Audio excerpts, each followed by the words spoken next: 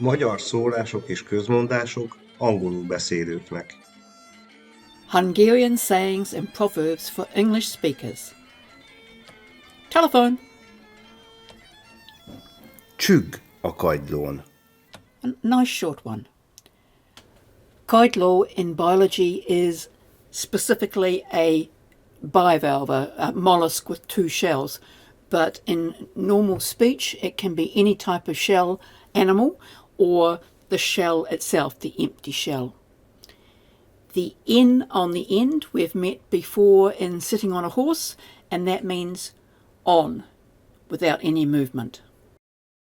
Csügg is the verb, and it is to hang or to cling. There is an alternative. Csüng a kagylón. It means exactly the same thing, more or less. To hang, to cling, to be attached to. And we've met this one before in wonders, when we talked about stalactites, things that hang from the roof of a cave. So we've got he, she or it clings, the shell on. He clings to the shell, she clings to the shell. Doesn't really make much sense, does it? But wait a minute, maybe that word has more than one meaning.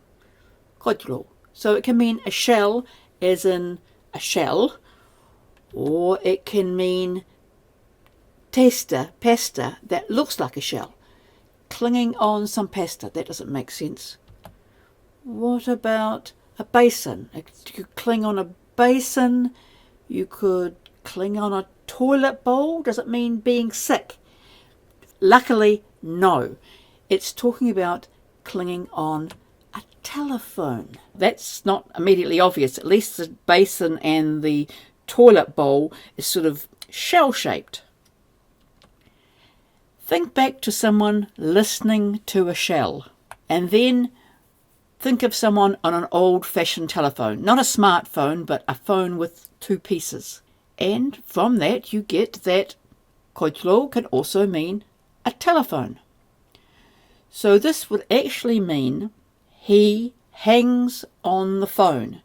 That is, he talks on the phone for a long time, or she talks on the phone for a long time. For our vocab, we're going to look at seafood. Now, seafood isn't big in Hungary because it is now a landlocked country, but they do have some words. I'm going to go over these very, very briefly.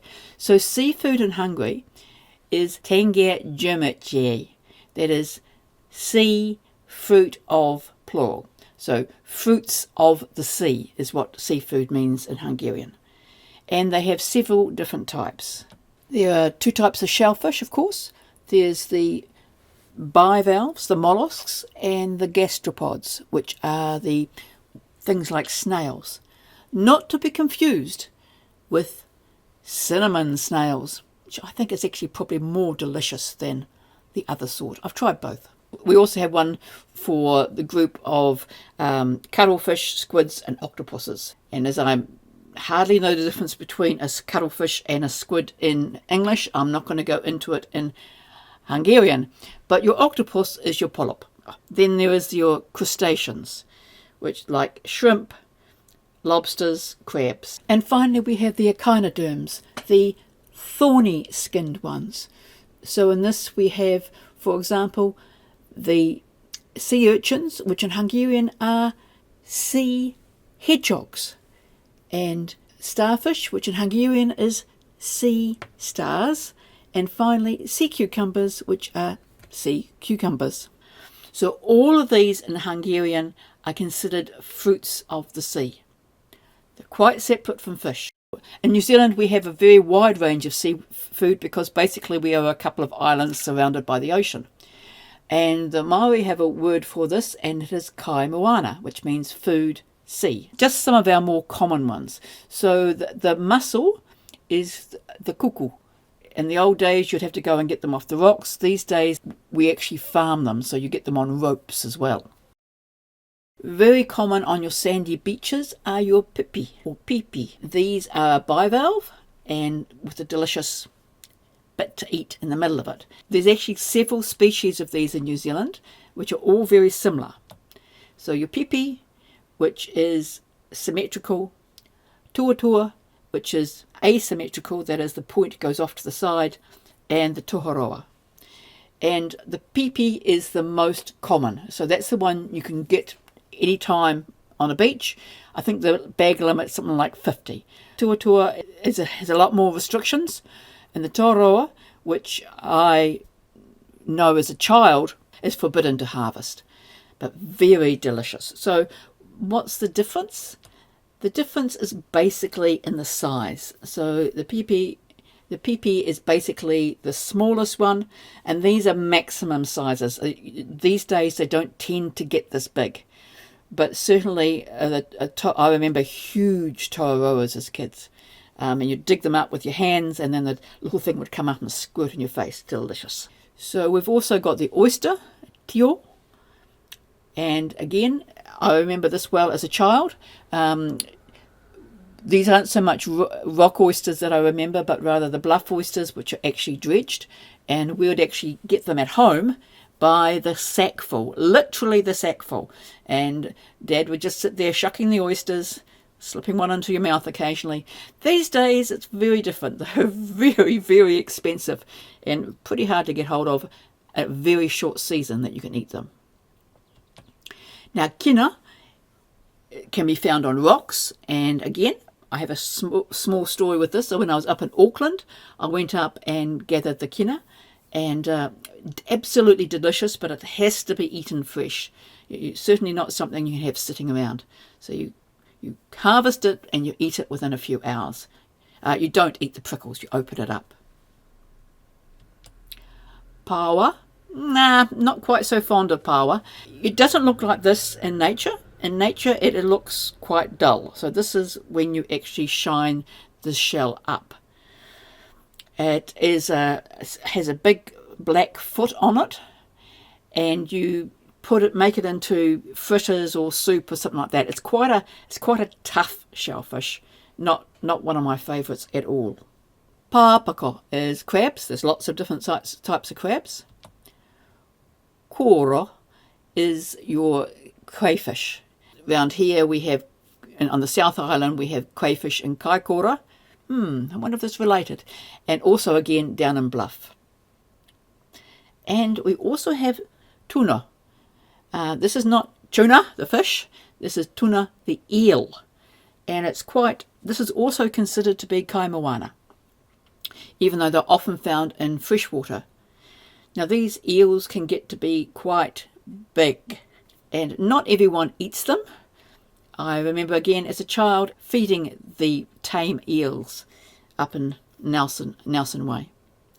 So kai moana in Māori means not just shellfish and all the things that Hungarians consider to be fruits of the sea, but also eels and also bony fish as well. I'm not going to go into the bony fish, but the bony fish are also considered kai moana.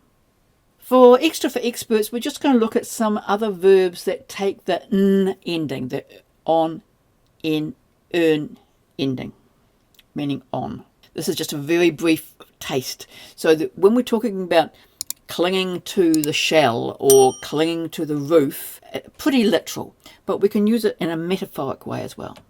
You can say, Oza kucha hazi koston el. That dog lives on home-cooked food. So, kost on.